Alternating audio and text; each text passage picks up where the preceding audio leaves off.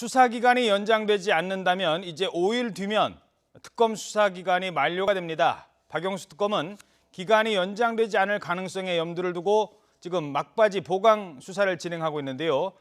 취재기자 연결해서 특검 상황부터 간단히 정리해드리도록 하겠습니다. 한현희 기자.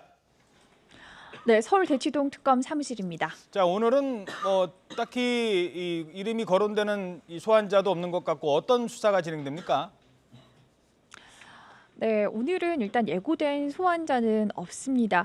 특검은 오는 28일까지만 답변을 주면 되는 만큼 황교안 권한대행의 답변을 이제 최대한 기다려보겠다는 입장입니다.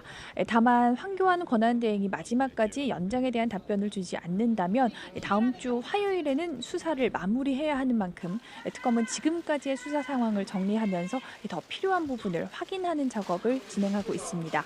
만약 연장이 되지 않는다면 3월 2일이나 3일쯤 박영수 특검이 직접 최종 수사 결과를 발표하는 방안으로 내부 방침을 정한 것으로 알려졌고요. 이때 논란이 많았던 청와대 압수수색과 대통령 대면 조사와 관련한 언급도 있을 것으로 보입니다. 이와 더불어 특검은 공소 유지와 관련한 논의도 시작했습니다.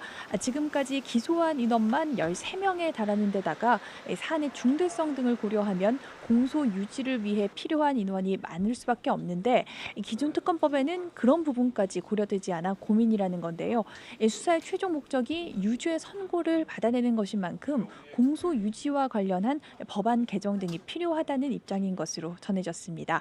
어제 김영재 원장의 부인 박채윤 씨를 재판에 넘긴 특검은 기소해야 하는 다른 피의자들에 대한 보강 수사에도 집중하고 있습니다.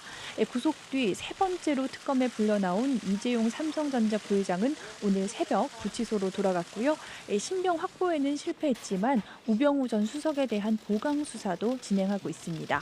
기간이 연장될 경우 추가 수사를 거쳐 우 전 수석에 대한 구속영장을 재청구하는 방안도 검토하고 있지만 연장되지 않을 경우 특검에서 불구속 기소할 전망입니다. 어제 이규철 특검보는 공식 수사기간 마지막 날이라도 박 대통령 대면 조사를 해야 한다며 강한 의지를 드러내기도 했는데요. 박 대통령 대면 조사와 관련한 협의도 계속 이어나가고 있는 것으로 알려졌습니다. 지금까지 서울 대치동 특검 사무실에서 YTN 한현입니다.